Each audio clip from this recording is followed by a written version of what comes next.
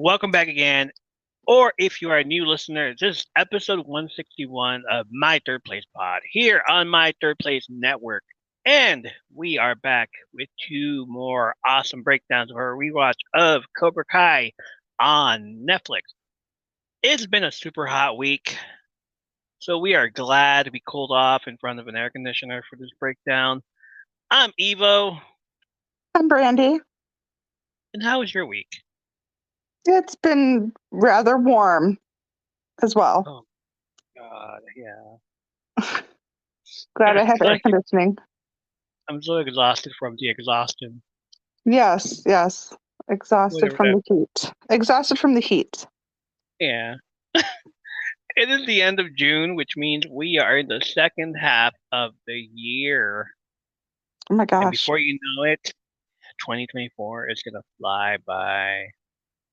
Did this Mhm. come to you right now that 2024 is almost over? Halfway through it, just now when you said that. We're about I'm to going by celebrate way too 4th of fast. July. Yeah, we're about to celebrate 4th of July. Uh, August, hot. And it's Mm. like, we're in the start of summer and it's already hot. And we have like 3 to 4 months to go. Not that long. Like, oh, we're gonna survive 2 this. months. 2 months. Don't make it longer than it is. All right, 2 months. 2 months of 96 degrees, 98 degrees stuff. Oh, yeah, even hotter than that sometimes. At least tonight is cooled off, and I have the air conditioners off for good for now. Yeah. And like, I don't have to be all dying from heat on these episodes. So I'm fine.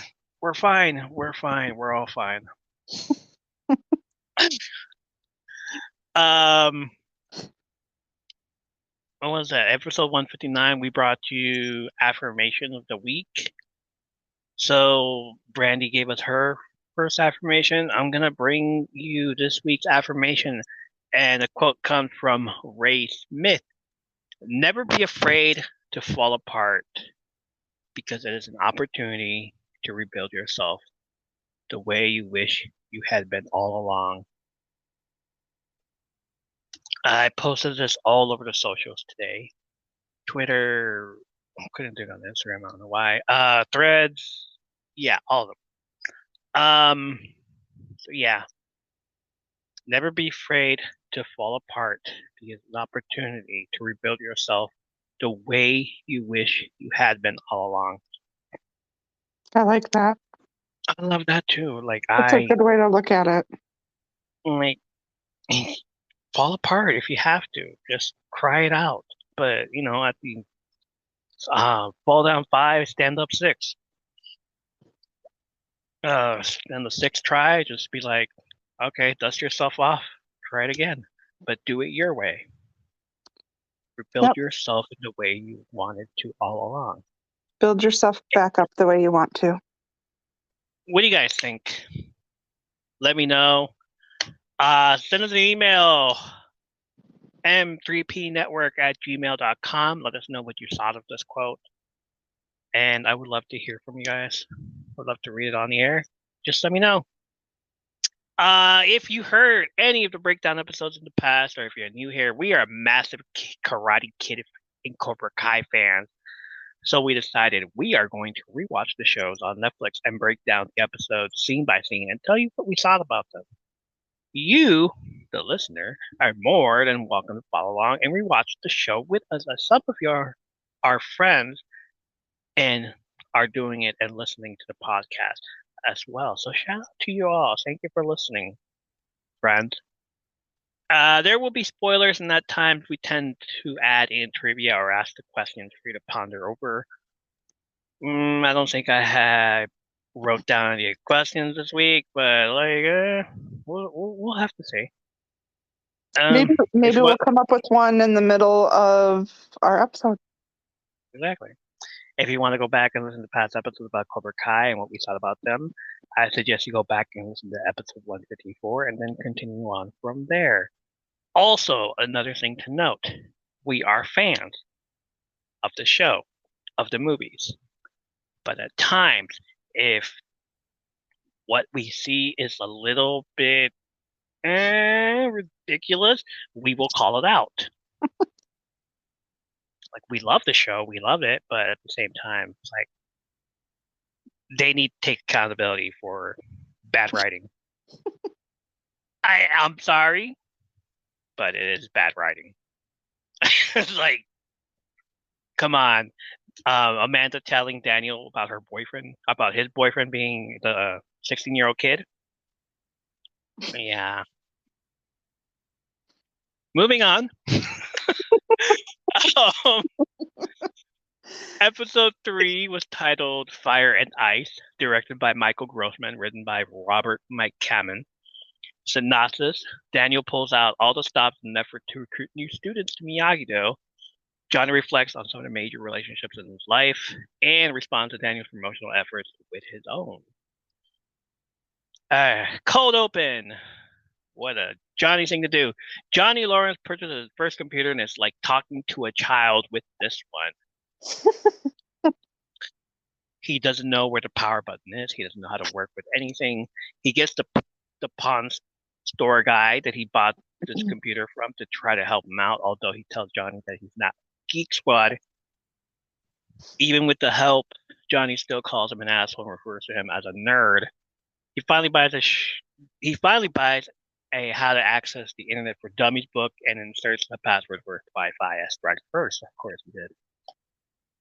The first thing this man searches for when he gets access to the internet is hot babes, wet t-shirt contest, Iron Eagle, of course, because Zabka's father worked on it.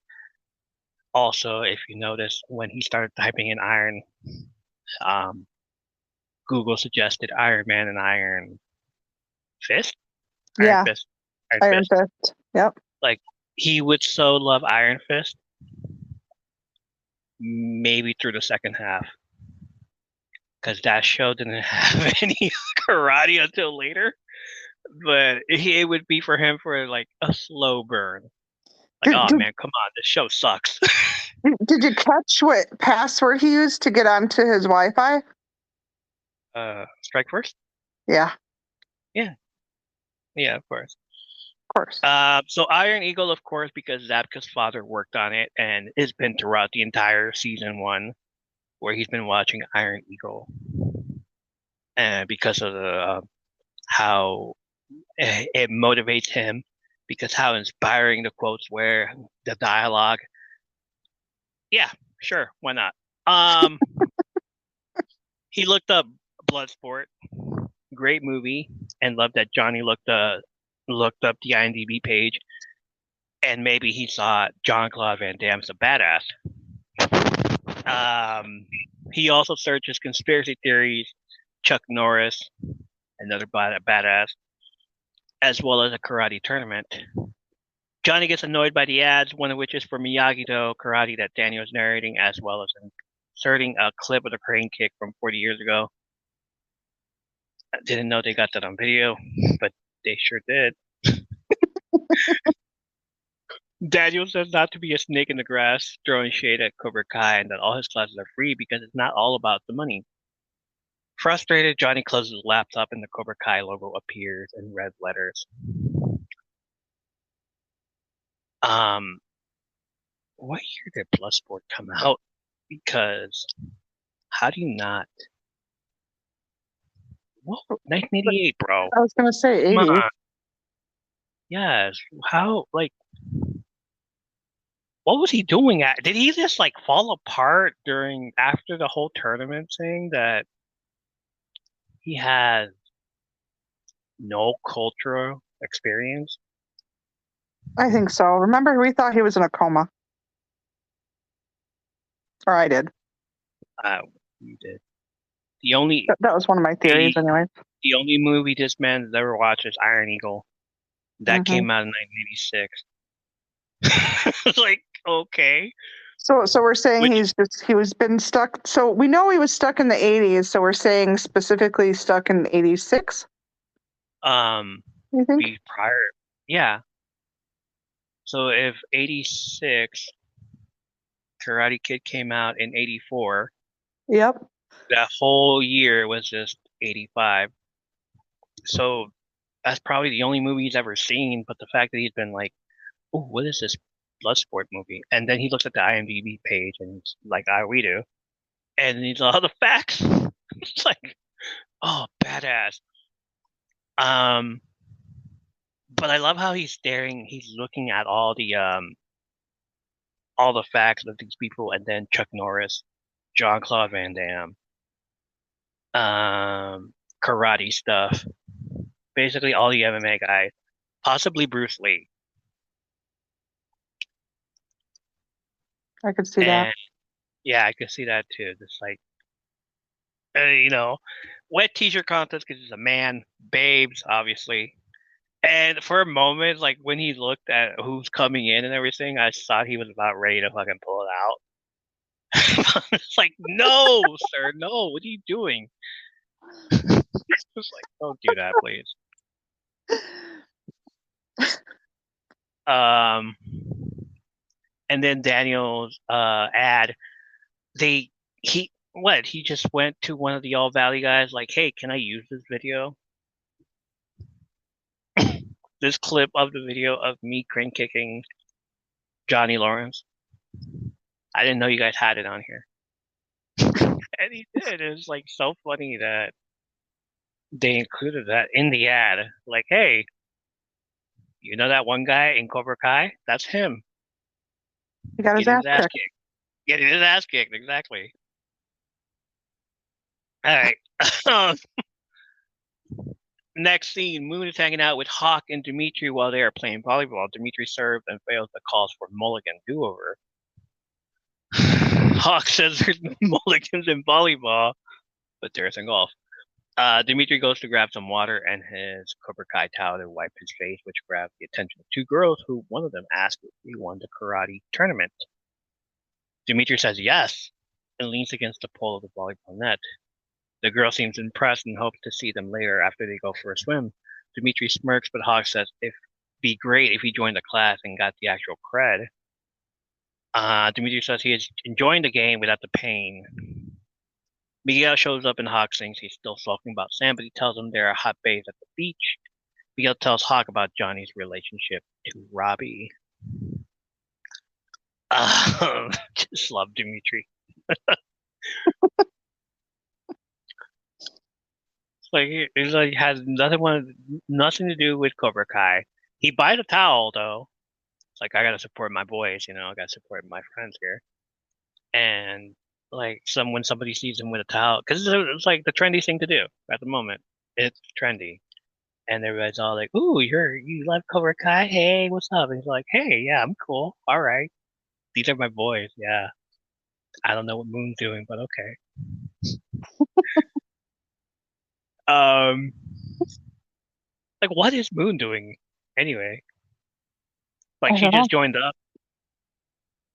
Like I remember the party, Yasmin's birthday party, but like didn't wasn't she a part of the Mean Girls, or was that just Jasmine? And Moon's just like sitting there, like I'm just having fun, ha ha ha. I I I I don't know. Like like what was Moon's priority there? It was like okay, I'm just here hanging out. Yeah, I think Moon. Yeah, Moon is like equivalent to that one girl on Mean Girls. The one that has ESPN. I feel. Gretchen, No, no, not Gretchen. The other one, the blonde. that's Gretchen. No, Gretchen Wieners is the dark-haired girl. The blonde that can tell when it's raining. Her. I feel Moon is equivalent kind of to her, like Ama- comparison. Amanda Seyfried's character, Yeah, Karen yeah. Smith, Karen, that's it. Karen, of course. Yeah. Gretchen will say, okay, all right, I see it. Like, Yeah, like she just exists I'm in a her cat. own little world. I'm a cat, duh. That's all I see. That's all I Oh, remember. Well, that yeah, part. the, the boob grab and the I'm a cat. Yeah, Duh. I have ESPN. Don't you You mean have some of ESP? this? Oh, I love it. Yeah, ESPN is the best. Um, so yeah, she's I guess Moon is Karen who's just there to be there. Mm-hmm. Um, if anything happens, she'll just move around.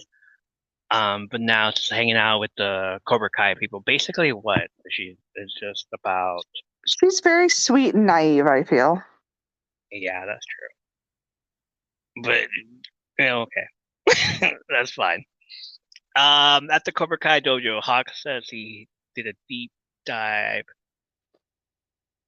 No, I'm sorry. Wait, whoa, hold up, go back. At the LaRusso Auto, Amanda's also annoyed by the ad because Daniel has spent half of their ship's marketing budget on it.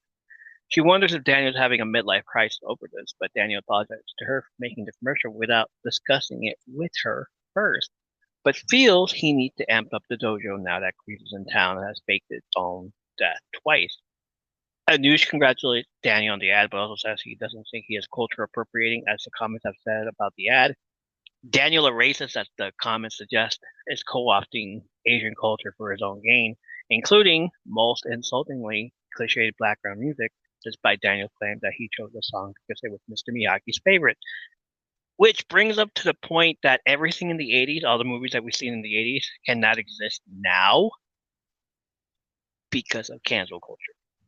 Yeah, All these movies would get canceled. absolutely. Exactly. Revenge of the Nerds because of that stupid scene. All of them. Um, all of them. And it's like, nope, can't do that. Nope, can't say that. Can't say that anymore. Yeah. Uh, even this right here, like, Welcome to the Future. You can't do Karate Kid. And even then, it's like, let me use the old folklore music that I used to do back in, because I went to Okinawa and I know all about that Japanese culture because I was there for 6 months. Yeah. And then when he tries that, it's like people are like complaining, you're doing this and this and this. Can't do it. Uh, at the Cobra Kai dojo, Hawk says he did a deep dive and confirms the suspicion that Johnny's Robbie's father.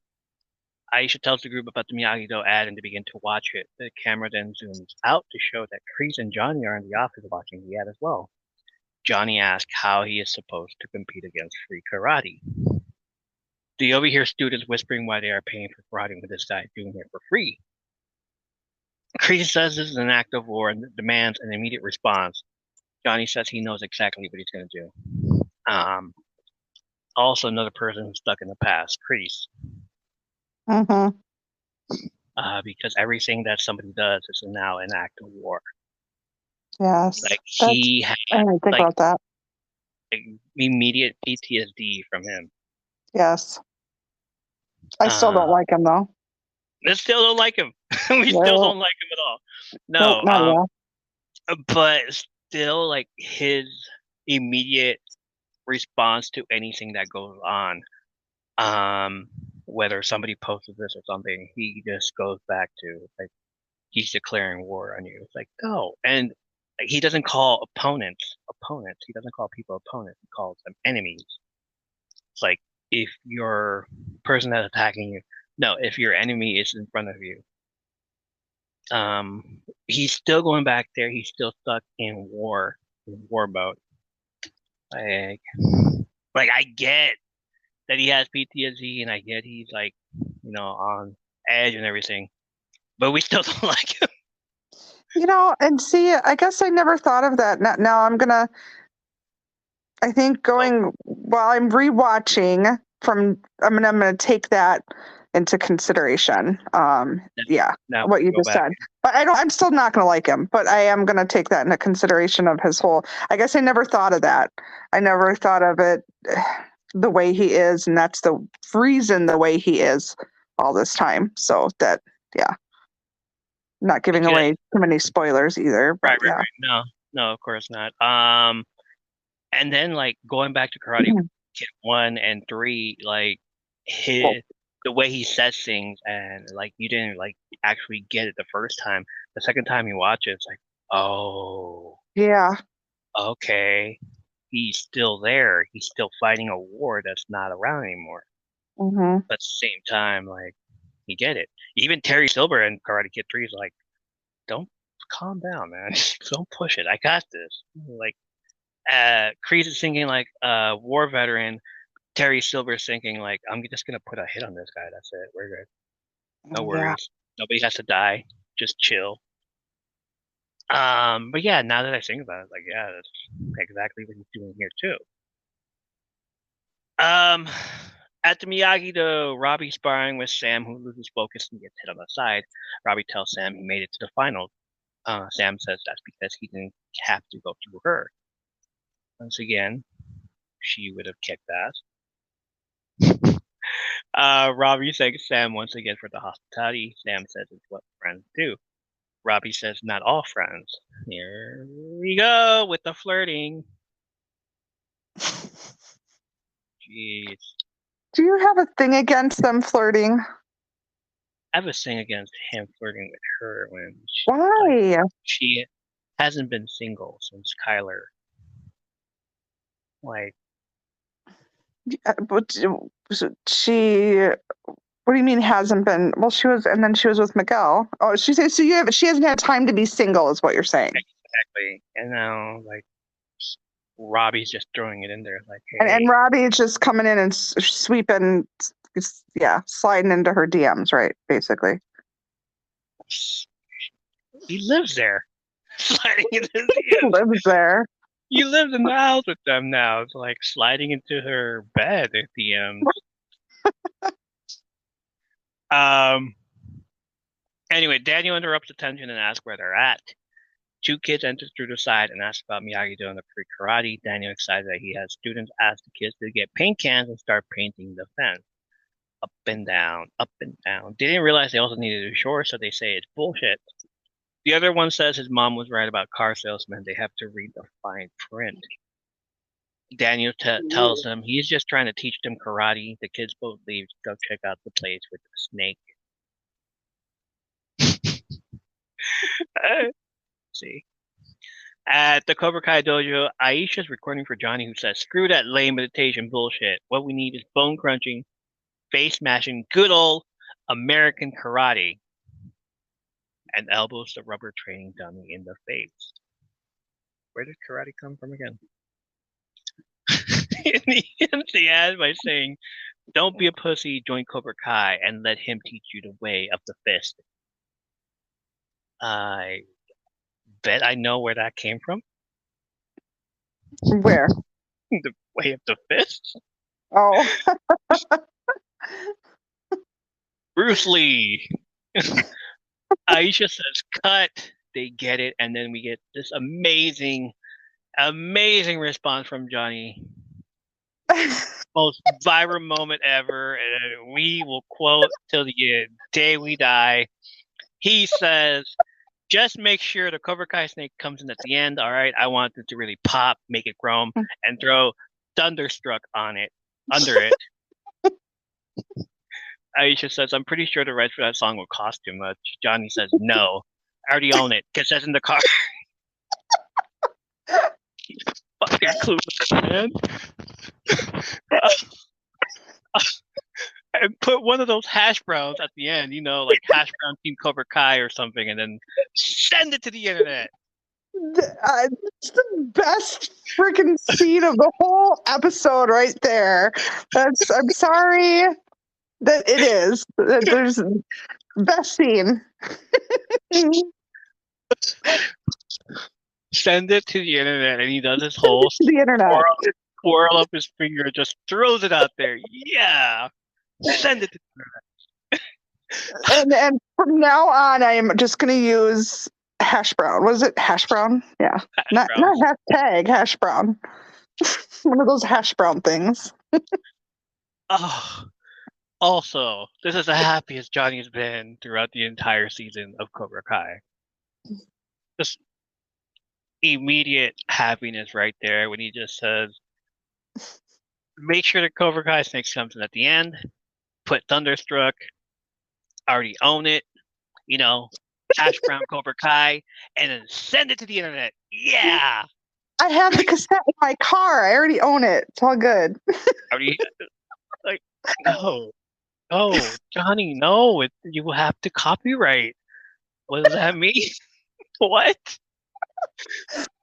Poor Oh Johnny. man. He's so Like clueless. if he was one of those people that started a YouTube channel and put in like music, he'd definitely be copyrighted. Like, nope, Oh my can't God, do yeah. that. Why not? It's like Why you not? don't. I own the cassette. I own the cassette. It's in the Good. I car. own it already. I own this song. It's in the car. What are you talking about? No, sir, it's not what we mean. Then tell me what you mean. This is bullshit. Fucking lame ass. I'm out. I'm out. I'm out. Miguel, help me do something.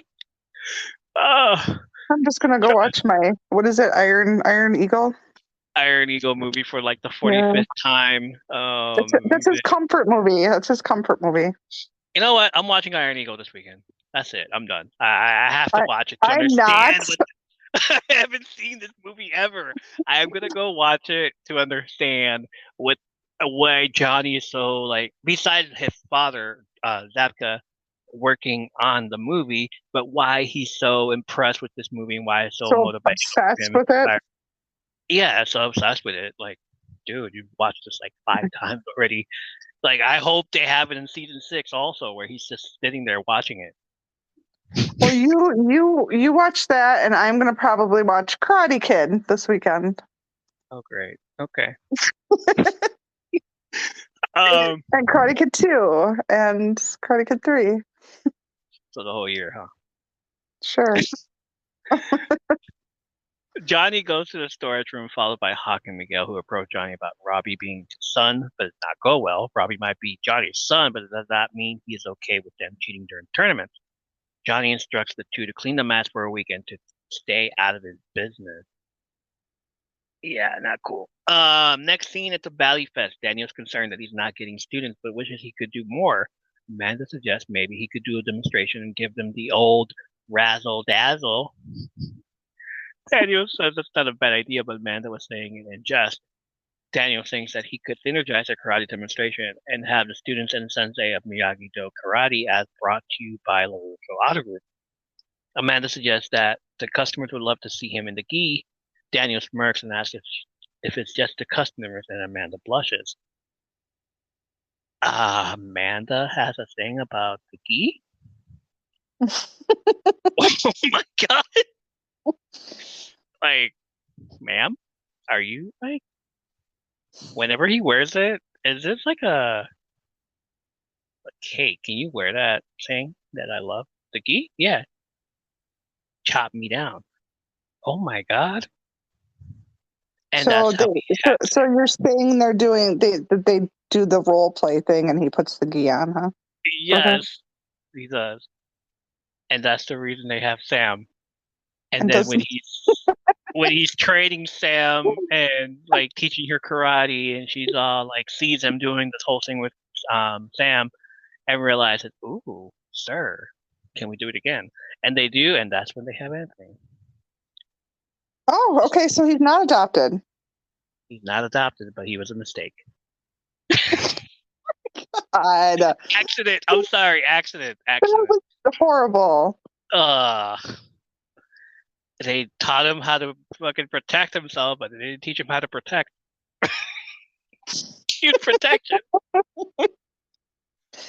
Oh my. Oh, Daniel, that's one um clap, icy hot clap that's not gonna go away, buddy.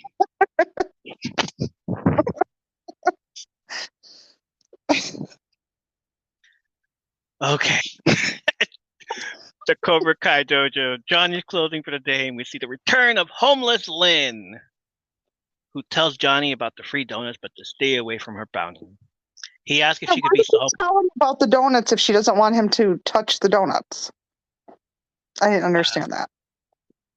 Hey, there's some free stuff over there, but don't go over there. It's mine. Get out of my business. Exactly. Oh my God. Like, she's homeless, of course. Like, this is my area. This is my corner. Go somewhere else. He asks if she could be homeless somewhere else and walks away, but runs into Kreese, who is concerned about LaRusso training Robbie like his own son. Kreese suggests he should be training Robbie. Johnny says never going to happen. Kreese says he never thought Cobra Kai would be back, and here we are. Kreese walks away and says it's good that he has that kid from Mexico. Johnny corrects him and says he's from Ecuador. It's one thing for Johnny to make fun of people and make a mistake, but if there's others do it, he corrects Right. It could be because it's someone he's protective of, though. You know, he's protective of Miguel. It's it's almost like his own second son. his own son. His So son yeah, don't yeah. get his place of origin right. He's not from Mexico. He's from Ecuador. Okay. Like, That's right. damn, Johnny, all right, chill, calm down, man. And the fact that he's like, if anybody mentions anything about Robbie, he'll go straight to it. Like, don't fuck with his kid. Don't mess with Well, Johnny. his I'm like, kids, yeah, or you any can of mess his with Johnny. kids, Don't just mess with his kids. right? He'll um, Kreese plants the idea in his head that Daniel might entice Miguel the same way he enticed Robbie. Johnny takes Miguel out to explain more about his relationship with Robbie. We learn Robbie was born on February 4th, 2002, on a Monday, which makes him 16 at the time the episode aired in 2018, which people usually mistake it due to the show landing on Netflix in 2020. The math ain't mathing for them. Johnny confides in Miguel that he was not there for his son's birth as he was busy drinking at the time. He also reveals that his mother died just before Robbie's birth, which is what caused him to doubt his abilities to be a father. Miguel tells Johnny that this is personal and that he didn't have to tell him. Johnny says he should have told him this a long time ago, being one of the most painful things in his life, but one of the best things has been teaching Miguel, and he promises him that no matter what happens, he will always be on his side and his best interest at heart. Miguel gets a message on his phone from Aisha, who heard Miyagi-Do doing a demo at the Valley Fest with Johnny at the little twinkle eye and an idea. Optical flip at the Valley Fest. Daniel checks in on Sam and Robbie to see if they're ready for the demo. Sam thinks for the finale she should do a kickflip, but Daniel advises her not to worry about it. Old man Daniel has it covered. Robbie looks at the rock behind him and asks what it's for. Quick flashback sequence to Karate Kid 2 and the icebreaker scene. Daniel takes out a tray of ice and tells them, "You'll see." No, we won't. But we know what it is. We saw it, but nobody will see it. Um, I love how Johnny's telling Miguel everything about his life. The whole thing about I should have told you a long time ago. What, like 6 months ago? Not like you told him. You should have told him like a long time ago. Like when? Has it only been 6 months? Oh, October through May. This is probably June, Oh yeah, it's summer, summer. Yeah, so right? Yeah, we're getting towards school. that's right. That's right. It is summer. Yep, yep. They're out of school right now. That's true. But I love how he's like telling him everything, just like, crystal clear with him about when his mom died. He wasn't himself. So Robbie hates him because he was never there when Johnny is the one that's been like dealing with mental health, all the issues. I understand now like why he wasn't like into the culture. He's dealing with his mom's death. He works too much. We thought he was in a coma. Well, I did. But I love how he's telling his other son, Miguel, about everything. And like Miguel now knows, like, oh, okay, so like this So is yeah, why. so Miguel will understand him a little better, I think. Yeah, Miguel will understand Robbie a little better. Meanwhile, everybody else still hates him. It's like Johnny's not the same with other kids as he is with Miguel. Hours later, as it gets dark, the guy that was singing on the main stage is done with his set. The MC comes out and tells everyone to direct their attention to the Russo Auto Group stage, where they will have a Miyagi-Do demonstration. Daniel, Robbie, and Sam get on stage and begin what they've been learning. Moon and Dimitri, who are hanging out in the audience, wonder if there's going to be any fighting. Instead, we see Daniel using the bow staff and twirling it around while the other two hit roundhouse kicks and jabs. Another person in the audience is Raymond from the Home Depot. Was it Home Depot? I don't know. It was just Yeah, like home place, whatever. It's Home Depot. sure. Yeah, who's telling everyone that Donatello is his favorite Ninja Turtle because of his bow. Daniel calls for the finale, which is the rack and the 6 slides of ice, so that he can karate chop them. But that demo gets interrupted by Cobra Kai and the class, who get on the main stage and put their banner in front of the Valley Fest logo. Johnny tells his students to show them what real karate looks like. Montage of the students hitting moves and flipping around. Aisha punches and kicks the board while blindfolded. Sam is seen upset about this, of course. Hawk brings Dimitri up on stage to hold a board, and he does a flip kick and breaks the board with his foot. Everyone celebrates, and the students start throwing merch at the crowd. Cobra Kai delivers a very entertaining show with strobe lights, music, and Johnny breaking bricks that were lit on fire. The crowd starts chanting for Cobra Kai, and the class line up on stage. Miguel tells Johnny that he did it. Johnny corrects him and says they all did it, and smirks as he stares right at Daniel. Amanda grabs a hold of Daniel, and the rest of the Miyagi-Do leave. Saddened by the show's failure, the ice from the Miyagi-Do show melts in the heat of Cobra Kai's fire. Now I understand why it was, because I was like, why is it fire and ice? Like why? Fire. But now that makes sense as to why it's fire and ice. I love the look that Daniel gives Johnny? when Johnny, like, when Johnny, like, upstages him and all that. I love that look. And then Amanda takes him, and we get like the little sad Daniel, and it reminded me of.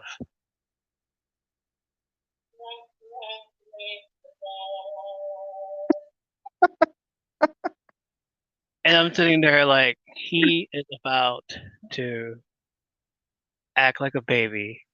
He is like, you have a son, of course. So like when you something is not going his way, he pouts, right? Yes. And like, okay, let me try to calm him down and take him away. That's what Amanda just did. Like, let me come here, Daniel. Come here, baby. Come here. It's okay. Come here. Let's go. It's all right. It's okay. And Daniel's all like, but they took away my toy. But Daniel didn't get to do his ice trick. You Like didn't get they ice. stole it. Why do they always play dirty? Why does Cobra Kai always play dirty?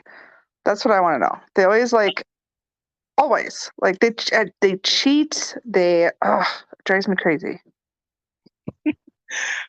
Wasn't it for everybody? Or is it like only for people like Daniel and like he came in and said like he wasn't so there was nothing on the schedule that says I'm gonna show karate until that night. Until he said like I'm gonna synergize. Um Auto Group, LaRusso Auto Group is gonna show them karate right now. Like, oh okay, cool. It was not on the schedule at all. So here comes Johnny. Here comes Johnny. Like, all right, we can do better. And the fact that he just like gave credit to his kids, and he let his kids go up there and finish it off at the very end,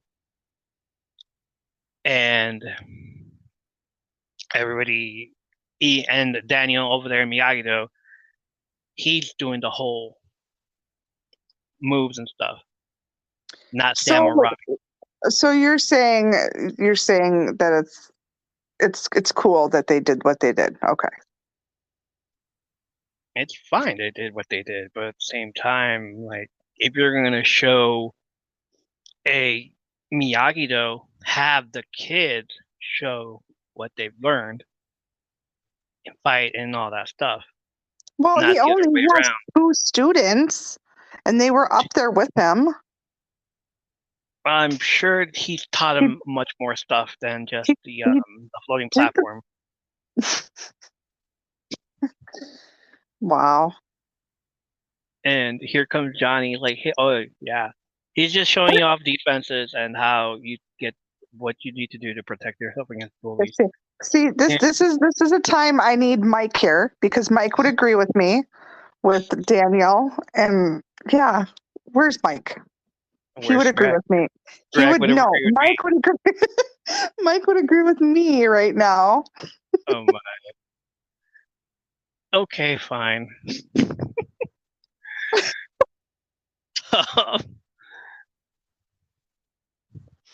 All right, instead of doing favorite moments, we're gonna say badass moment because Hawk loves to say badass now.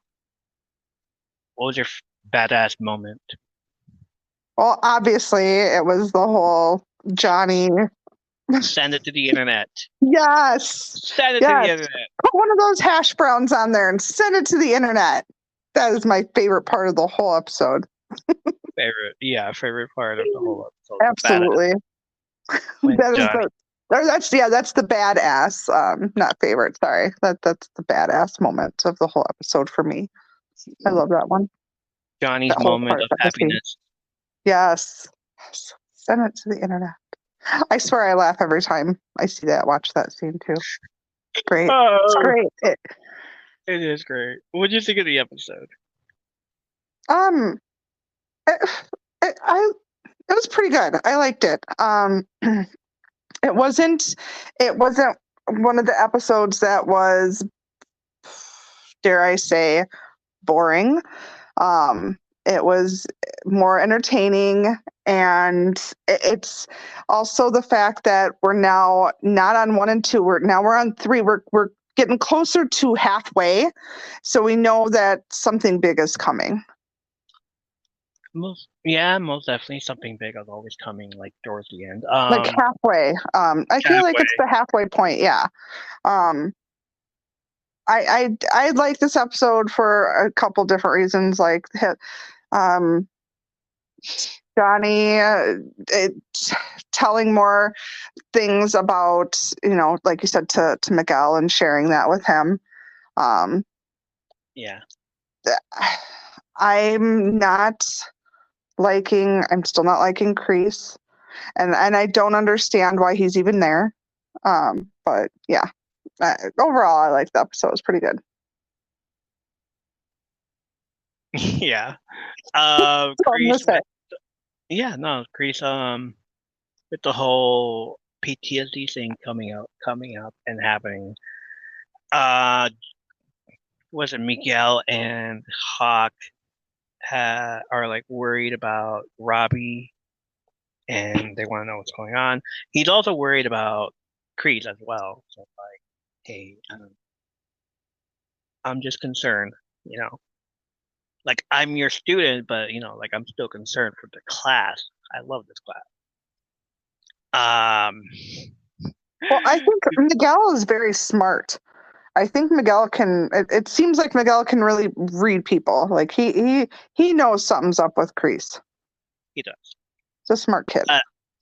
Yeah, yes. What's it called? The ending over here of Daniel just like going full baby mode with all that moment right there.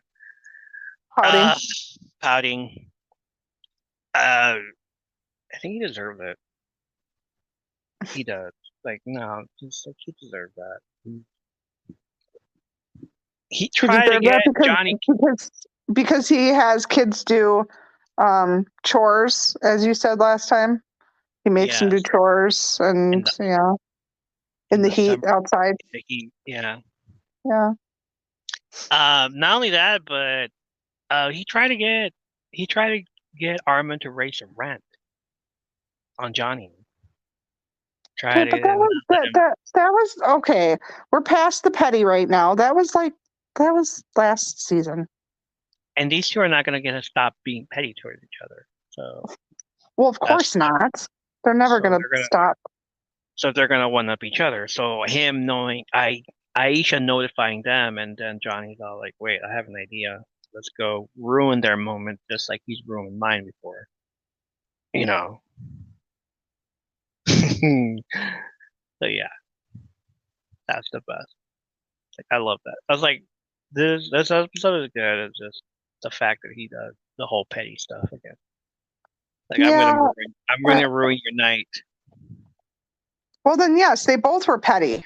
Again, yeah, like you said, Daniel started it with his little pokes on when he did his commercial and or his ad and stuff, and then Johnny came in, swooped in, played dirty, and took away the spotlight from them. Yeah. So they both were petty again. Exactly. Yeah. All right, we're gonna take a break. Coming up, we're gonna have again the song from or Anderly Desiree. So listen to this, and we'll be right back.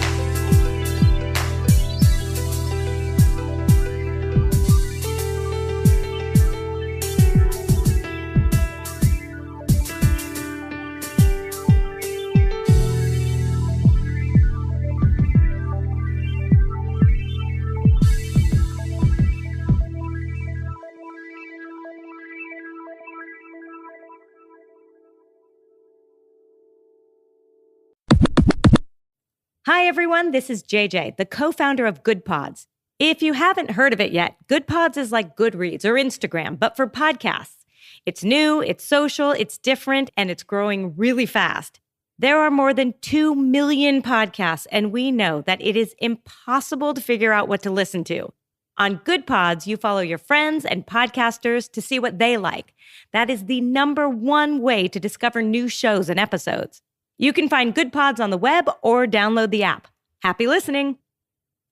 Hi everyone, I'm Lisa. And I'm Dawn. And if you've ever watched a TV show and thought to yourself, oh my god, that season finale plot twist was absolutely bonkers. Or seen a movie and thought, wow, I need to talk to somebody about this train wreck immediately. Then we think you'll fit right in with our podcast, I Hate It, Let's Watch It. We watch TV shows like Riverdale and Emily in Paris. And movies like Deep Water, Killer Sofa, Rubber, and Deadly Illusions. And we give them the total rinsing they deserve. It's basically group therapy for movie masochists. So come check us out wherever you stream podcasts.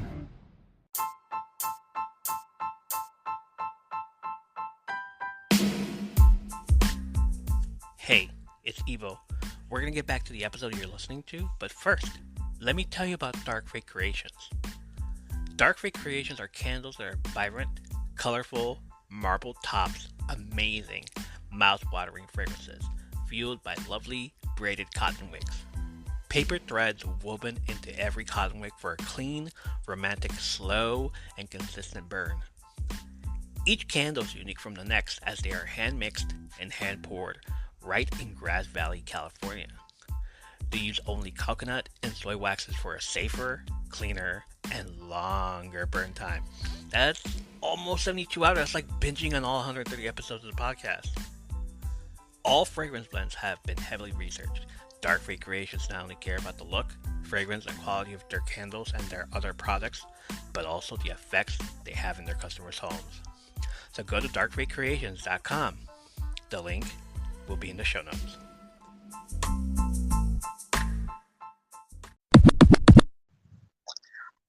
Welcome back again to my Third Place pod. Here on my Third Place network, we are still bringing down season 2 of Cobra Kai on Netflix. Y'all just heard Desiree by O. Anderly. Up next, we have episode 4 of season 2 of Cobra Kai, titled The Moment of Truth, which is a nod to a song by the band Survivor of the same title played in the end credits of the original film. The title of this episode, also in Portuguese, Ahora da Verdade, is the subtitle of the first Karate Kid movie in Brazil, Karate Kid Ahora de Verdade. The French title of the third movie of the series is Karate Kid Le Moment de Vérité, which translates to The Moment of Truth, the title of this episode. I love that. Me too. Directed by Michael Grossman, written by Robert Mike Kamen, same guys that directed and wrote the third episode. Yeah. Daniel Synopsis. Daniel makes another attempt to promote Miyagi-Do karate and receives guidance in a familiar form. Johnny grows suspicious about Kreese's backstory. A new Cobra Kai student challenges Miguel and befriends Aisha, while Robbie revisits a past he would rather forget. I love the cold open. Miguel and Hawk's best friend Dimitri shows up at Cobra Kai to find Kreese doing inventory, yet believing him to be more amiable alternative to Johnny. He says a couple of his friends have asked him to join the club, so he decided to give it another go, but this time he has rules. Boundaries, if you will. He wants to learn how to hit and kick without actually being hit or kicked. I find that funny. I'm sorry. He described it as flag football approach.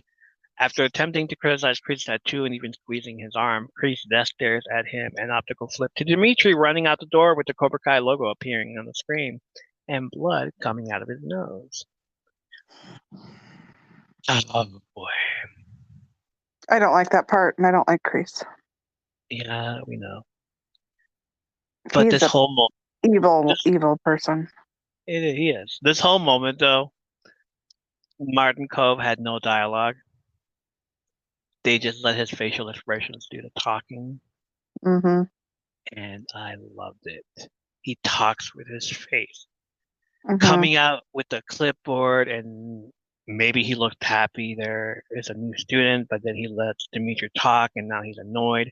So he crosses his arms like, When Dimitri says the other Cobra Kai students are gonna have to get used to, not hitting him or not like the black football approach, he has that look of sarcasm inside. It's like, oh, I guess we'll have to work with it. But then when he gets told about the tattoo and gets touched,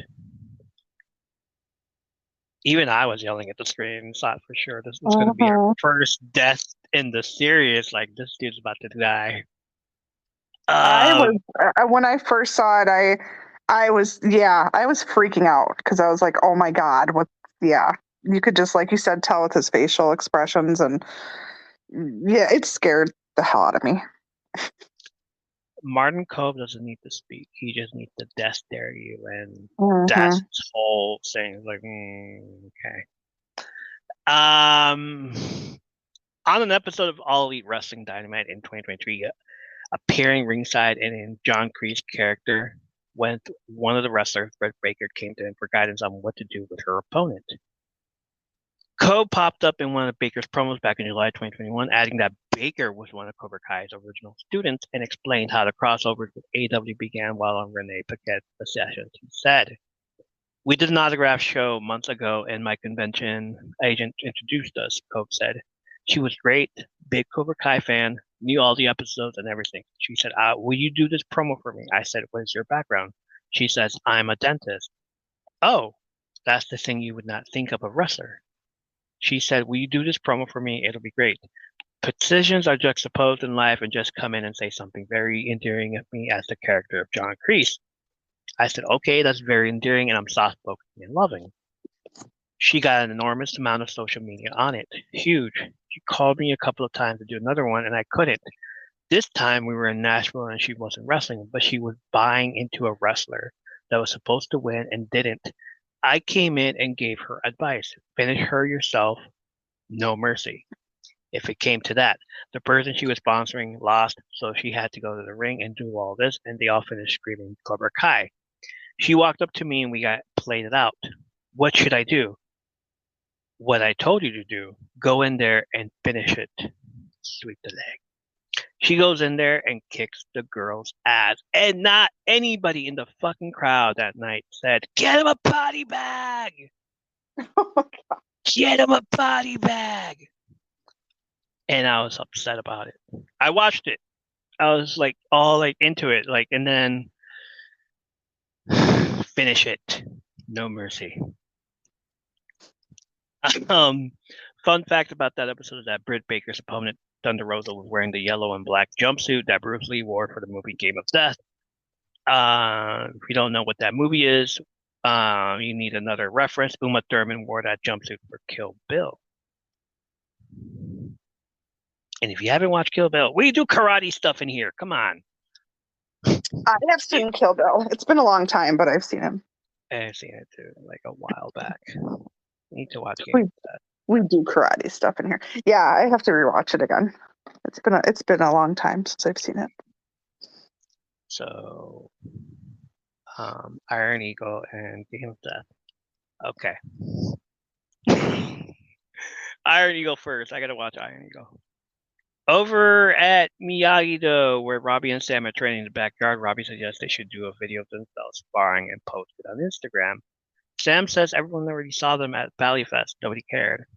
Robbie tells her people like Cobra Kai because of the offense. They need to show the crowd that Miyagi-Do is not all about defense and they can fight too. Sam asks if they should go to the mall and pick a fight and record them defending himself.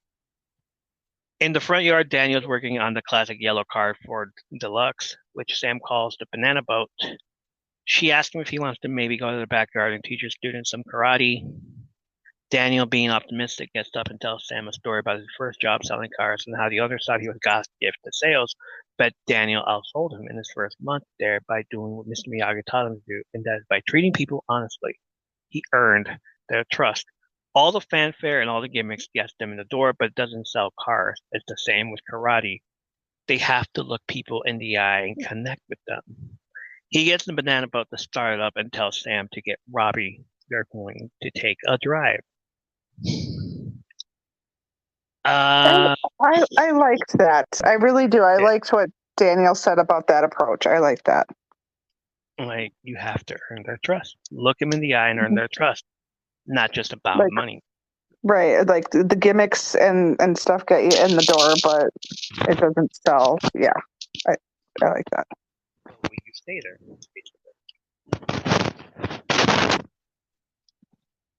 Next scene at the Cobra Kai dojo, Chris is telling a story to Hawk and Aisha about Mogadishu in the 1990s. His team was charged with cleaning the whole place up.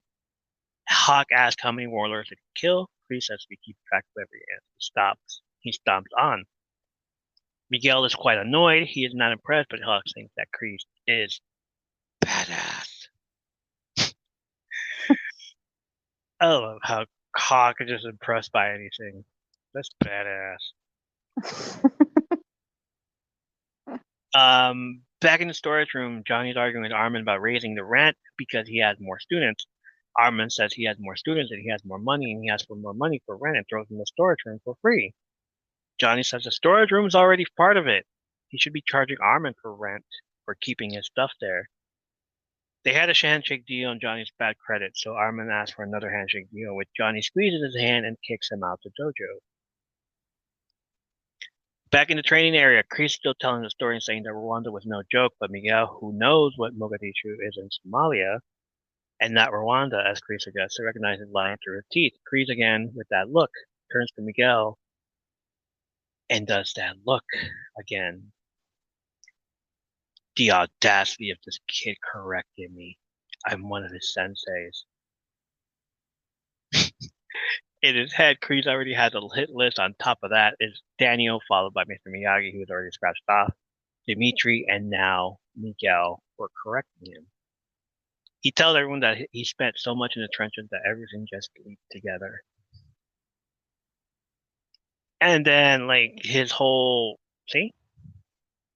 Like, he's, like, staring at people like, oh, I know how to kill you, kid. My God. He's ready. He definitely has the death look or the death stare. That's there. If looks could kill, I tell you. That's what it is. If looks could kill. How dare you correct me? And I love that he doesn't have to, like, say anything at all. He just stares. Like, his eyebrows. Like, oh, you're dead.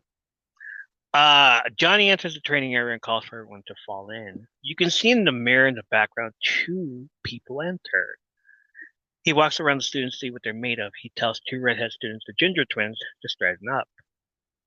He finally walks up to Raymond from the Home Depot store. One of the people that entered when class was about to start, and seeing he was one of the parents, but Ray tells him that he's there to kick some ass.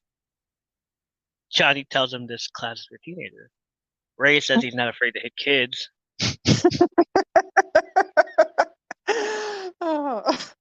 Stumping, you shouldn't go around advertising at all. Right. And his here's the bad writing in there, you know.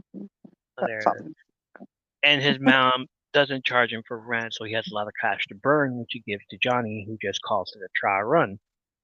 He walks up to the front of the class and asks which one has the balls to fight the champ. Just as Ray is about to raise his hand, a girl, Tori, who was the other person that you saw in the mirror coming in, played by Peyton List, speaks up and says she saw their little demo at the Bally Fest. They can put on a show, but can they actually fight?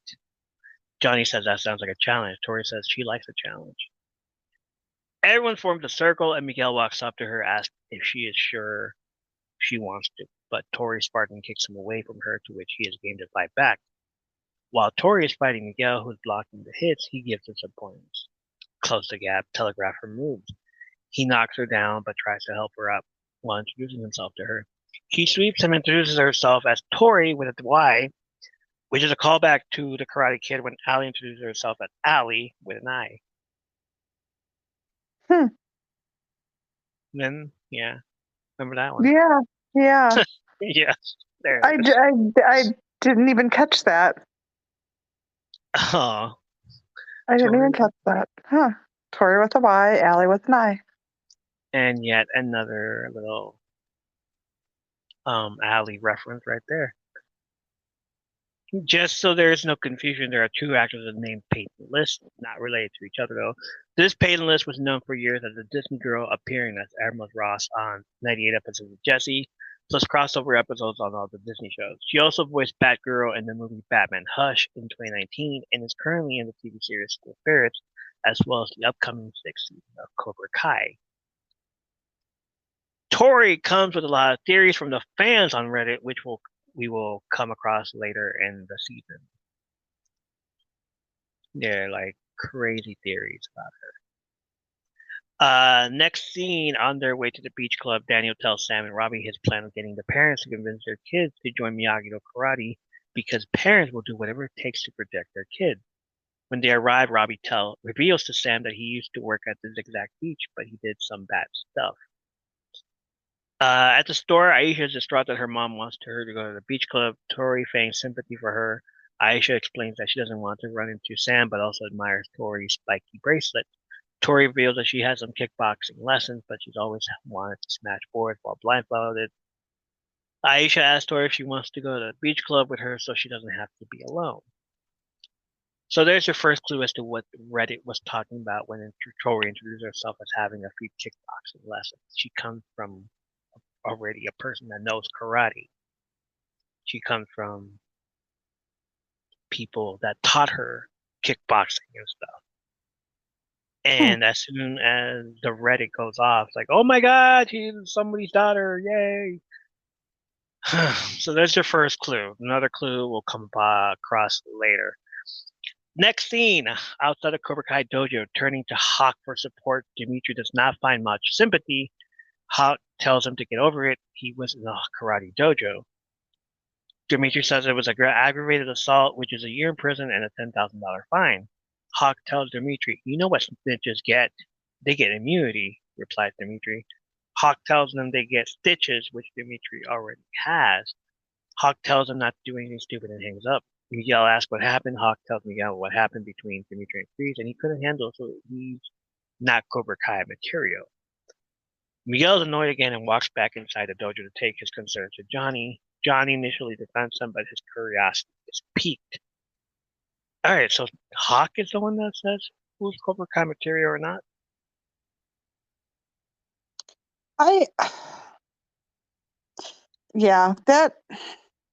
I'm conflicted with Hawk. I really like him. Like I like Hawk, but I really I don't like the way he's treating his friend and how he's acting. And I feel he's almost becoming Hawk like transition to a villain? yeah, I was going to say like Kreese, a young Kreese is what I was going to get at. But yeah. And it's like, die a hero, live long enough to become the villain. Hawk was bullied because of this thing on his nose. Yeah, I know, but he was never bullied by his friend. You know what I mean? By it's just, I don't know. And even though he's annoying as hell, he really is annoying as hell, and doesn't know when to shut up. He's still his friend, you know. Like it just bothers me that he turns on him like that. Yeah, I don't know. I just wanted to say that. So when he flipped the switch, flipped the script and everything, he decided that I don't need this guy, you know. Even in, I think, episode 2 or 1 or 2, when he tells Dimitri not to say anything about binary bros because he's being a nerd about it and he's no longer that guy. Well, yeah, but he's not being. Throughout he is being a little. I don't know how you want to put it. He's being a little. He's not being. I feel like now he's really like changing his attitude. Like he's just, you can kind of tell like when he was on the phone with him and the way Hawk was looking, it was almost like he had this evil look, like something that like really clicked in him where he has this just evil and he's all out, like you said, villain and revenge. And I don't know. It just, I feel like something clicks in him at that point. More so. Yeah, more so. What do you guys think? Is Hawk overreacting, or is he being a douchebag now? Yeah, that's a good word. Is Douchebag. being a douchebag now? He's being a complete douchebag, I feel.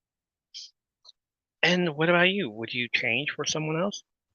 Like if you had become this, if you had gotten this huge makeover like Hawk did, would you still be nice, or would you like change in front of your friends and as you get new friends? Are you Like he's asking me, or yeah, are you he's basic. asking? Yeah, I'm asking you and the audience. Okay, Like, I was just saying, you're asking the audience. That's a good question. That would be a good question if that's what you're asking. like he's telling me, Dimitri, not to embarrass him, basically.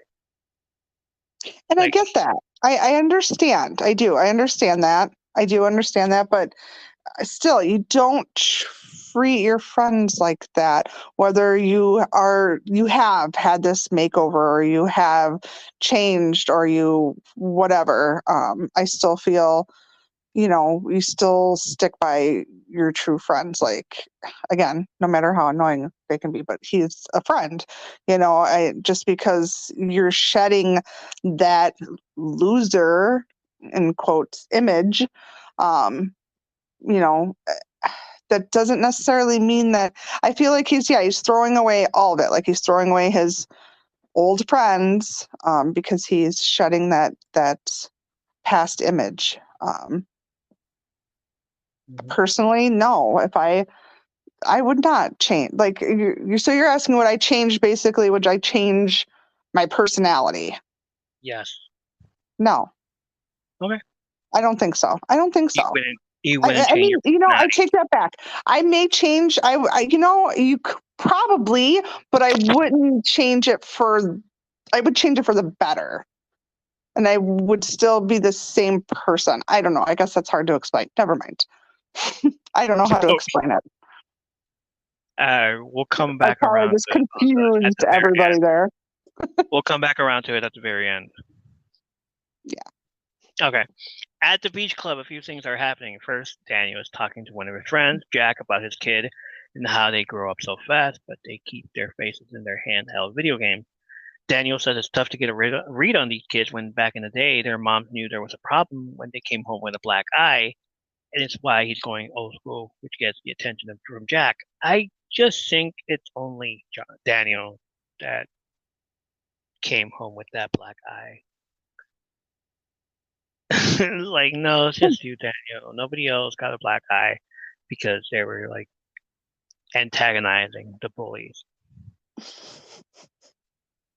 or trying to flirt with the bully's girlfriend. The bully was bullying the bullies. Never mind. Yeah, the bully was bullying the bullies because But he's from Jersey. Of course. Like, they don't. Sorry, people from Jersey, but it's true. Tell me it ain't. Tell me you guys don't bully others. Tell me, people from Jersey, tell me you guys wouldn't come to California, LA specifically, and bully the bullies from here to see who's like the biggest bully. Let me know. Tori and Aisha are on the balcony enjoying the view. Tori's surprised and was not expecting this type of beach. At the poolside, both Robbie and Sam are tanning, and she notices Aisha on the balcony. She thinks she should clear the air and try to have a talk with her after everything she has gone down, but she's still upset for ruining the performance.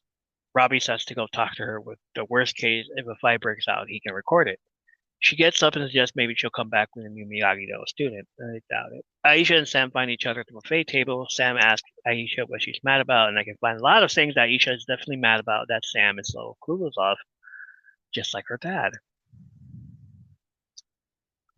Sam brings up the fact that Cobra Kai stomped on their Valley Fest demo, but Aisha says they sneak dissed them with the ad about Snake in the Grass.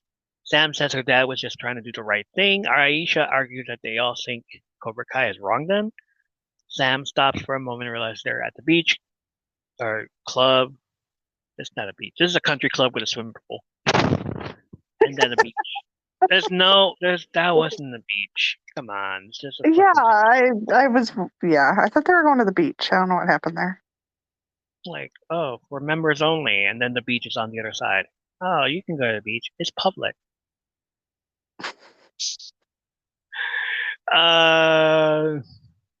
She says that they're fighting about karate when they should be fighting about boys. Sam looks out at the poolside area admiring Robbie, who Aisha calls abs, and sarcastically says that must be hard. At the poolside, the manager confronts Robbie and tells him he's calling the cops. Amanda says there is no need. Robbie's her guest. The manager disregards and walks away. Amanda checks in on Robbie, who tells her story of him being a completely different person with his other friends, Trey and Mustache. Amanda stops Robbie from leaving and tells him we all make mistakes. It's what we do next that counts. I love that. Yes. That's And one of my favorite lines, and it comes from Amanda. Who would have known? right. At the dojo, Johnny overhears Kreese on his phone yelling at the hotelier at the University Theater Sheridan, but he thinks housekeeping walked off with one of his watches. Kreese leaves and Johnny grabs his keys to follow him. That was a short little thing that you need to see. Back at the country club beach scene, whatever, the country club, whatever. Daniel and Jack are sitting with a few concerned fathers about teaching the kids how to fight because of bullying. Daniel explained to them that the dojo is outside where they get to experience nature before he could finish. Mike? I know. See? That's All I heard when he said that, I was like, Mike, come on. Yep. Before he could finish, Tootie shows up to drop some Cobra Kai knowledge. And you know what I mean about Tootie, right? Yes, I sure do. Yeah. Facts of life. Facts of life. Kim Fields plays Aisha's mom. And immediately I'm like, Tootie! And of course, not that the only thing that we know her from, but Cobra Kai is set about Karate Kid, which was set in the 80s. So we're talking about 80s stuff. So Kim Fields, thank you for coming in as Tootie, as Aisha's mom, but her name's not Tootie, Sandra. She tells the men that karate turned everything around for her daughter. Cobra Kai is the best thing that's ever happened to her, and Sensei Lawrence helped her in ways she couldn't dream of, gave her confidence, and made her tough. Daniel tries to insert his opinion about being tough without being aggressive, which is the Miyagi-Do way. Before he can continue to talk more about it, he gets interrupted by one of the dads, who asks if Cobra Kai did that thing at Valley Fest, which felt like a Van Halen concert. Without hesitation, Sandra uploads the video and shows it to everyone at the table, which again, Daniel does that unsatisfied glare.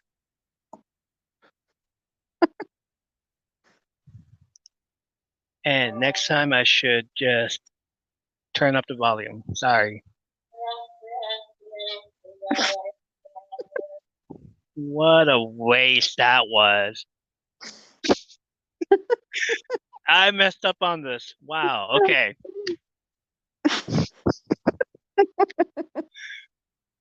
Let's see if I can do it again. Without hesitation. Crap. Without hesitation, Sandra uploads the video and shows it to everyone at the table, which again, Daniel does that unsatisfied glare.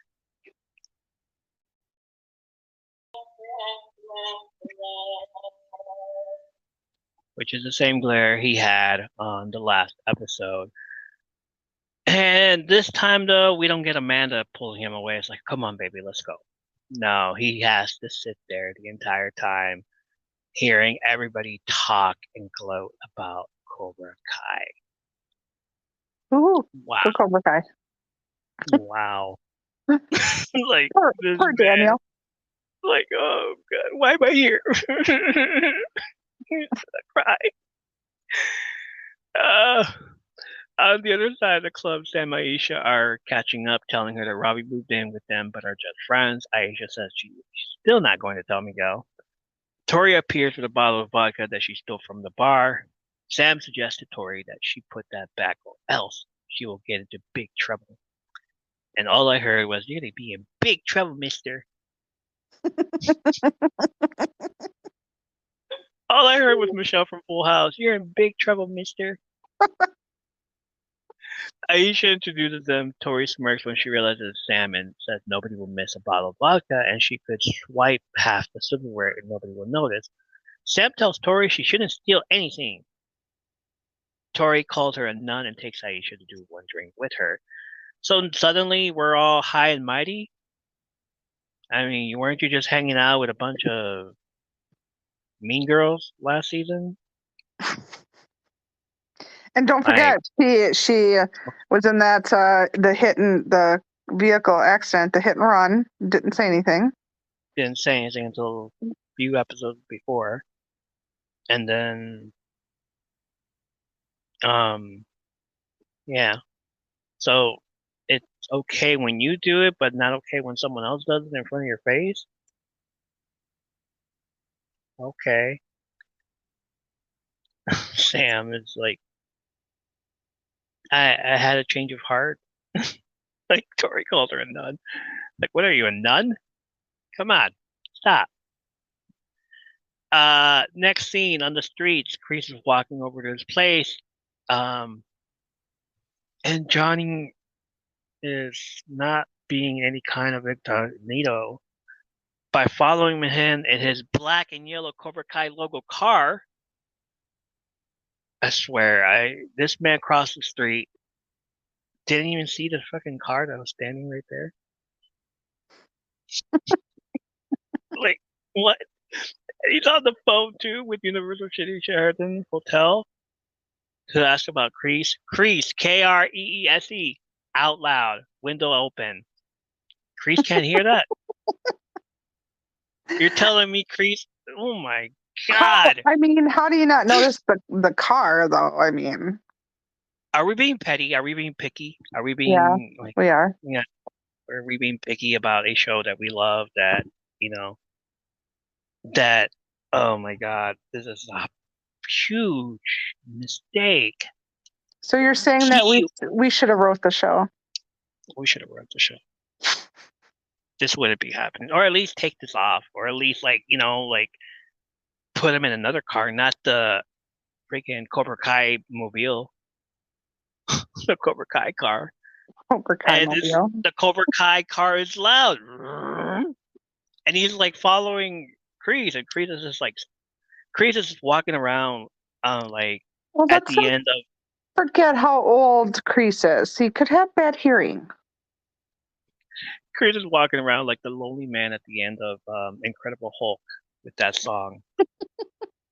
And he's just like chilling, minding his own business. He turns around and he like notices this man is following him. Black and yellow car. Like, hey, those are the colors of Cobra Kai. Oh, look, the license plate says Cobra Kai. He walked across the street in front of him. And he still didn't notice. When he went to the shelter, he didn't hear the freaking roar of the car? Is that what you're telling me? I said, he could have bad hearing. He's gotten kicked how many times in the face or the head, I'm sure. And he's old. And yeah. Why am I defending him? I don't know why you're defending him. You just said the entire time that you hate him, that you don't like him. I don't know what I don't know what's happening right now. I don't know why I'm defending him. Playing devil's advocate for him, like, hey. No, never mind. No.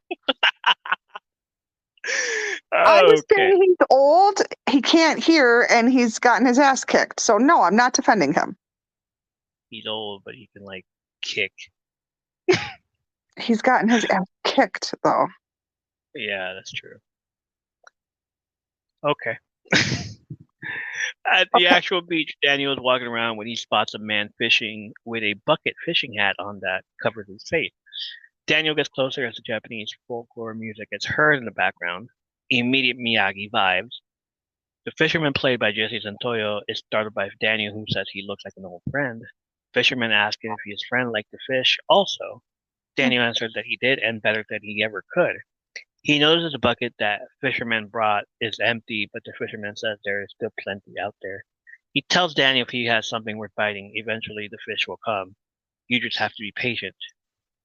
Which is a callback to Mr. Miyagi telling Daniel to be patient in all acts of life.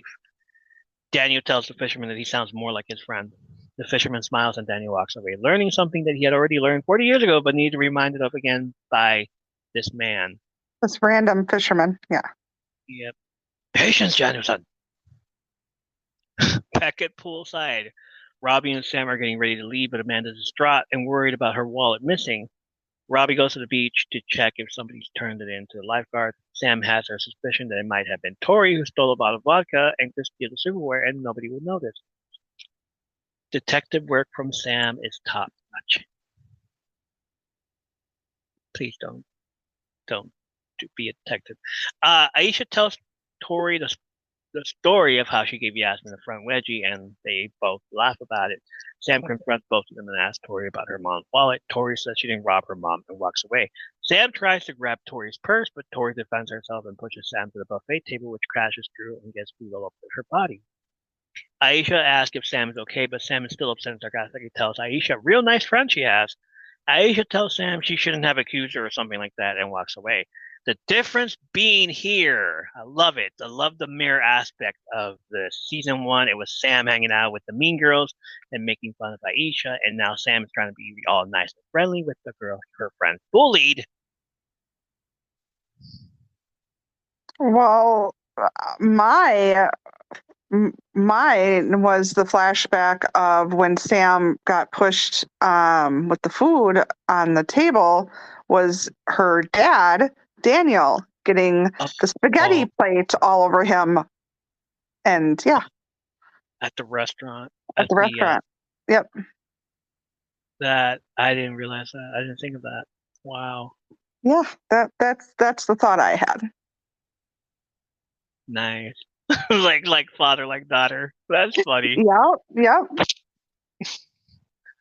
But still, it's a mirror everything where Aisha's just minding her own business, and even she was minding her own business back then, but then she got bullied, and those girls were like she's at the buffet table and now here she is again, just minding her own business, and here comes Sam let's be friends again, like nothing ever happened.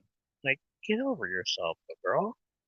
No, we're not doing that. We're not playing that game. You did something heinous. You stood there while the shit happened with her going viral, the whole piggy stuff at the buffet table, and you did nothing about it. You didn't tell her. She didn't tell Yasmin to take it down. She just looked at it like, oh shit, my friend did something bad, and I'm just sitting here. But that's my best friend. I grew up with her, but here we are. But I'm not going to stick up for her. No, right. So don't, no. And just like Hawk. Karma over here. Yeah, exactly. Just like Hawk. Yeah, got Hawk and then Sam, and one's on the villain side technically, and one is not, but yet they're still doing the same. They're still doing the same thing to their friends. Yeah, they are. Yeah. At the beach, Robbie looks for a hidden compartment behind the stairs and finds a bunch of stolen wallets, which one of them belongs to Amanda. Coming down the stairs is Trey and Mustache, which the directors thought we forgot about because they show a flashback of the last time they were on the show, and which was fighting against Robbie to steal the car from the LaRouche Auto Group. Robbie sets up his phone to record and places it by the stairs and confronts Trey and Cruz, Mustache, who tells him they can give him a refresher course from the lesson they tried to give him last time. Robbie's ready to fight, but he gets hit in the back of the head by a rower. Trey reminds Robbie this is a third man job, so they brought in their third guy, whose name is Derek, played by John Coloyor.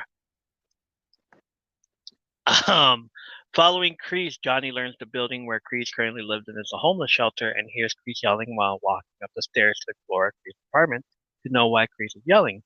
Standing in the hallway, Johnny sees Kreese from the barely open front door of Kreese's apartment, where inside, Kreese is verbally abusing and physically threatening a tenant residing in another apartment. Just when Kreese is about to punch the tenant in the face, the tenant inside, when a female employee of the building opens the front door, walks into Kreese's apartment and shouts at Kreese by saying, "Hey, knock it off. You want to go back on the street? Live at the bus stop? I got 100 guys that would kill for your bed." On this quote, she implied that if she were to see Kreese abusing or threatening another tenant one more time, Kreese would be evicted from living in the building for good, which would result in Kreese being officially homeless. Although she was not speaking to Johnny or to not notice Johnny, the quote informed Johnny that Kreese lives in the homeless shelter, which is what the building is. Kreese apologizes and says the incident won't happen again. After hearing the apology, the tenant who almost got punched walks out of Kreese's apartment with the female employee. So this man is homeless. He's been lying to us the whole time. Surprise, surprise. Back at the beach, Robbie is getting jumped. Cruz pulls out a knife from his pocket, and before he's about to stab Robbie, Daniel jumps down and chops Cruz down. He gets in fighting stance as Trey calls him Grandpa. Daniel takes out both Trey and Cruz, and Derek lets go of Robbie to try to fight him as well, but Daniel roundhouse kicks him in the face, knocking him out. Back at the homeless shelter, Johnny enters Kreese's apartment and asks Kreese about his past. Kreese reveals that after Cobra Kai shut down, he was lost and aimless, refusing to take a lucrative job offered by an old war buddy because he did not want to accept a handout. Kreese was then denied reenlistment in the army after he failed the psychological evaluation. All his stories were unsurprisingly false. He also tells Johnny that he has been homeless for more than 10 years. However, he sees Cobra Kai's reason of success at the El Valley Karate Tournament as a second chance at redemption, which Johnny is willing to give him, just as long as he agrees to do it Johnny's way. I love how they use old footage, or probably deleted footage from Karate Kid 3, when Kreese is telling Terry Silver about, his bad luck in time. Like, yeah, after this guy killed Cobra Kai and everything, I was walking around downtown and all this. And they used that whole footage of that. And maybe Terry Silver's the old war buddy. That's what I'm thinking. Definitely, It's like, yeah. all right, Yeah, Cobra Kai shut down, for sure. and Terry's all like, "Hey, Cobra Kai shut down. Come work for me." Yeah, it's definitely got to be Terry. I'm And thinking. Terry's just, yeah, because it's a lucrative job. Like, he's the lucrative guy. He's the guy that's like rich. But he's all like, Kreese was probably like, "No, it's all right. We're good. Like, I only dealt with you for like a few months because I wanted to get back at this guy, but you're like a whole other crazy for me." And he is. Next scene, we see Sam is texting Aisha, not even apologizing, but asking her to talk to her and to call her back. Telling her she's okay. Aisha texted back what she's done and bye. She looks up at Robbie, who was walking in, still holding his head from the hit that he got earlier. He hasn't gone to the clinic. Could be had concussion or something. Just walking around, like holding his head. He's just a little sore. They could have brought him to the clinic. You don't know. He walks, whatever. He walks in to see Daniel finishing his meditation and says it was dumb of him to put himself in that situation. He pulls out his phone and shows Daniel the recording of the fight and figures they could use it to go viral. Daniel refuses to use the footage on principle, but instead echoes the sentiment shared with him by the fisherman he encountered on the beach earlier. If you're offering something worthwhile, the bites will eventually come. He tells Robbie that Mr. Miyagi didn't recruit him and wasn't looking for a student. He came to him because he needed him, just as any other kid who got bullied in school and they find their sensei who will teach them. Daniel says it's time to be patient, let those who need them find them. And right on cue, Dimitri walks in through the backyard and tells Danny he wants to learn karate. Daniel tells him he has come to the right place. I love that. I love Dimitri coming in, wanting to learn karate and saying like, "Oh, let me in, sensei." I loved that part. Absolutely. It's like I wasn't expecting Dimitri to show up one day and learn karate, and now here we are, like 5 episodes, 5 seasons, in season 5, and we're like about to like learn more about Dimitri, which is fun. It's like one of my favorite characters. Um, at the Cobra Kai dojo, Johnny's teaching them the back thrust kick. Hawk asks, "What about if your opponent is attacking you from behind?" Johnny asks Kreese to take over for this one. Miguel asks Johnny if he's sure about this. Johnny tells him they have nothing to worry about. Kreese walks up to the front of the class and tells the students the key to this move is making your enemy think you are retreating. The camera focuses around the room. Hawk smirks, knowing he's about to learn from the master. Badass. Kreese says, Yeah. just as they let their guard down, that's when you strike the hardest. Kreese does the move, zooms in on his foot, and then the Cobra Kai logo appears, ending the episode.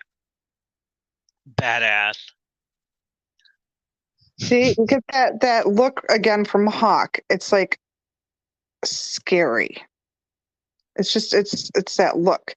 It's the same look he had when he was talking to Dimitri on the phone, and then like he's about to learn. Like, He's gonna.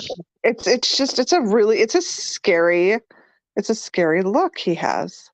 Yeah. Transitioning over to becoming badass.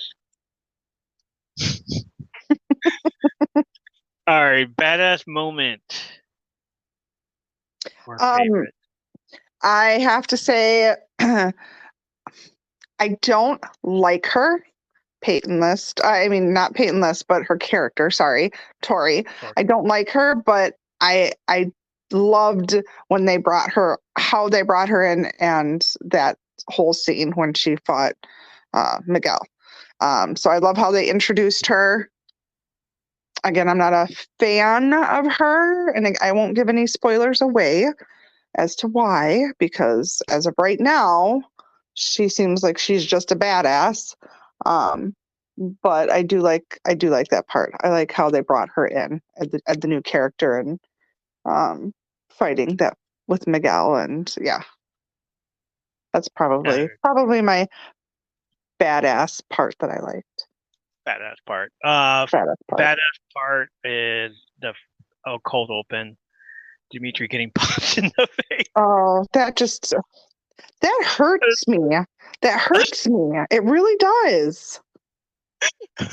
Like his origin. That scene. This is where he becomes the superhero. Guy. Come on. But not only that, it's the he doesn't have to talk at all. He just like stares. Like, all right. He went through a whole dialogue without even talking. And Demetrius keeps talking, and here comes Kreese, like, goes from happy because he sees somebody new coming in to like, did you just touch me? What the fuck did you just touch me for? I know. I can't believe that he touched him. I was like, oh my God, don't do it. Oh. So in his head, not good. In his head, he's defending himself. Kreese? So yeah. In his head, he's defending himself. Like he touched him, he came to him, and now like he probably did like a palm to the face, to the nose, and that's why. Obviously he did something to his face because his face was all fucked up. So he must have punched him or did something. Yeah, but I wish we could have seen it. And also, caught the fact that Kreese's dialogue at the very end. The key to this move is making your enemy think you're retreating. The camera focuses around the room. Just as they let their guard down, that's when you strike the hardest. So your enemy, he's not even saying like your opponent, it's your enemy. And I'm just like, dude, it's still stuck back there. Yeah. What'd you think of the episode?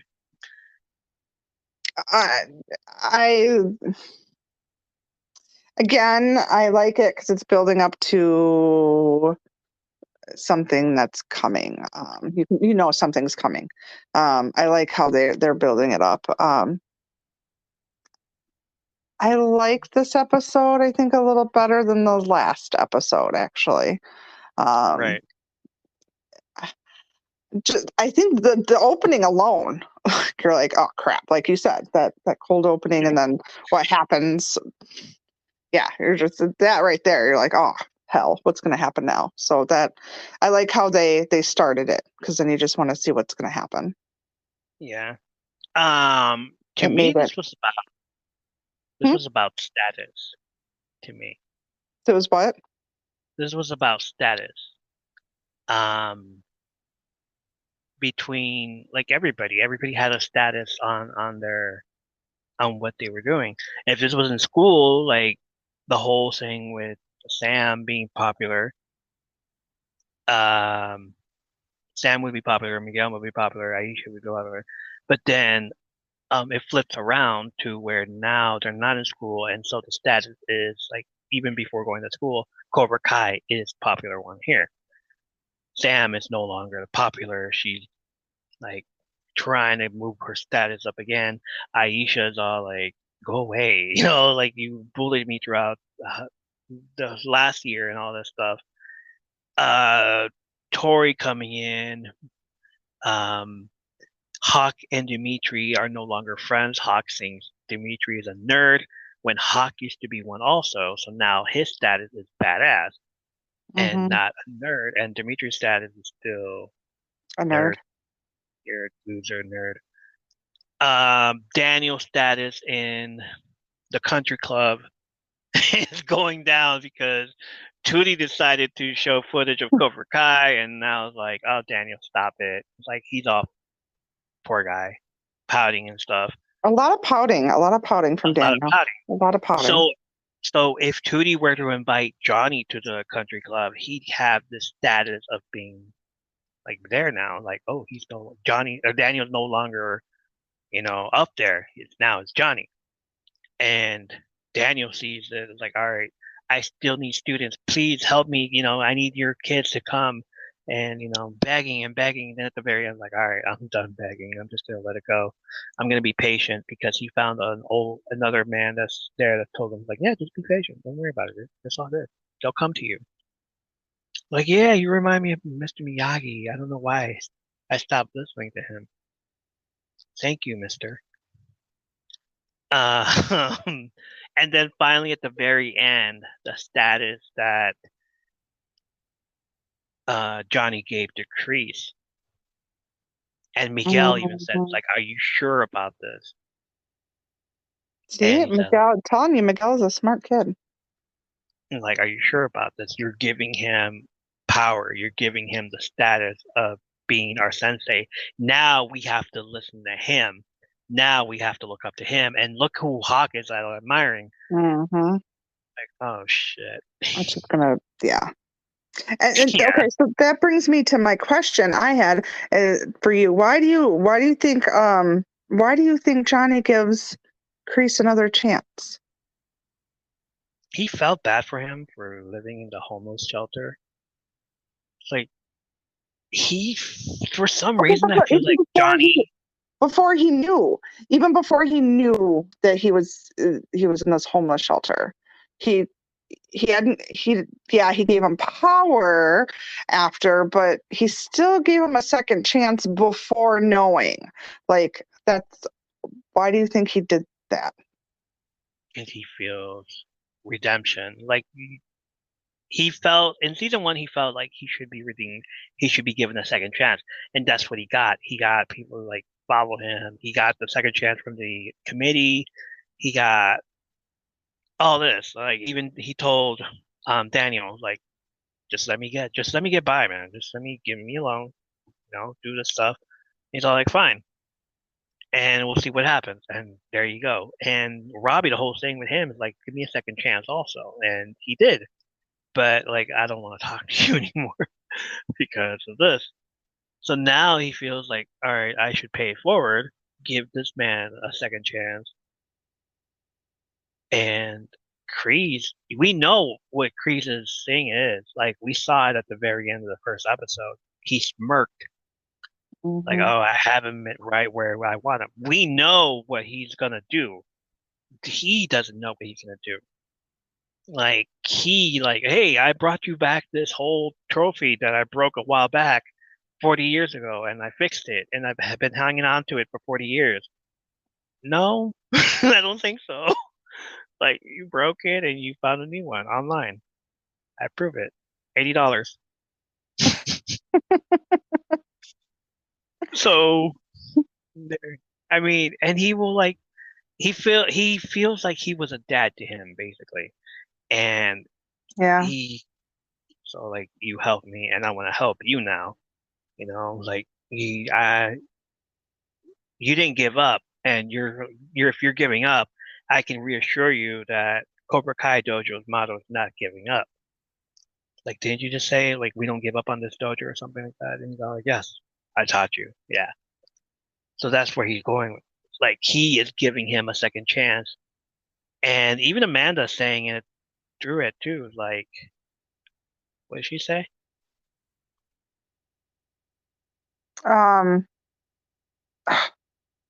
She said we all make mistakes. It's what you Do the what sure, you that counts. It's what we do next that counts. yes, it's what we do next is what counts. Yeah. It's what you do next is what counts. Yes.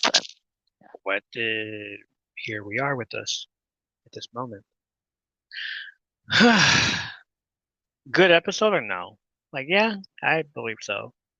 I think so. I think it was a good episode. Yes. It was a good episode. It's not as bad as first two from the season. But yeah, it's better. I feel that with this whole series, it starts. I feel like every season is a slow start, but it builds. It builds that anticipation, and it gets better and better and better.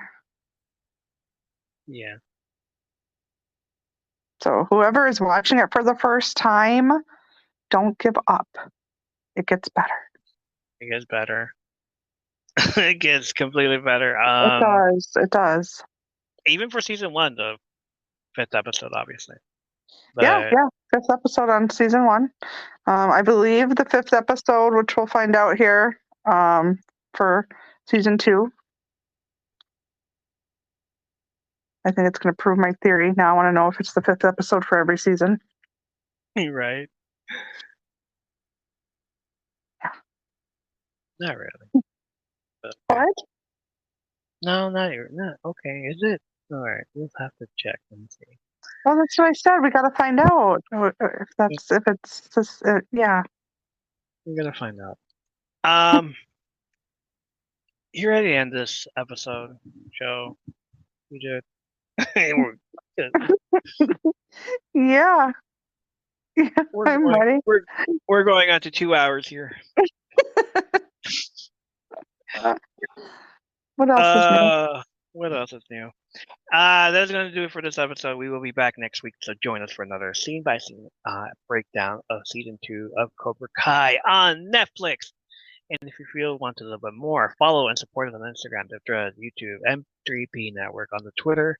Follow and join the live on TikTok at Evolution of the Geek by subscribing or join the show. Show up to the live stream and hang out with the rest of the M3P community. And I will shout you out at the end of every episode, like Men is Smiling, Little Linguini, Brandy, who's on the show. Then we have Lorefield fam, Home Hope Saints After Sundown, Purple Moose Crafting, Leanna, Greg Levance, Mike W, Minnie Mommy, Forever Jane, Gina Blake, Dawn, Alexandria, Queen of Cats 90, JC, Oh Hey Danny, Squirrely Bree, Kimmy, Feeling Free, Sanders 9219, Tanya Rose 78, Georgia Elizabeth, Nerd in Texas Podcast, Mr. Misery, Sandra J, Celtic Panda, Rendell, Got Patience, W3, Blue Diamond 6482, and Jessa. And if you want to get some adult toys before the year ends, get 20% off on adult toys when you enter discount code EVO at pleasurepassport.shop. As discount code EVO. Link will be in the show notes. Thank you for supporting the podcast, listening, and joining the TikTok Live, and being a huge part of my third place community. So tell your friends and join us next time for more behind-the-scenes stories, movies, and TV show reviews. I'm Evo. I'm Brandy. And remember, strike first, strike hard. No mercy.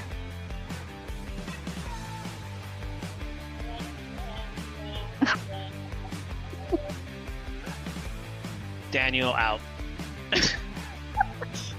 Hear that, everybody. Have a great weekend. See y'all later.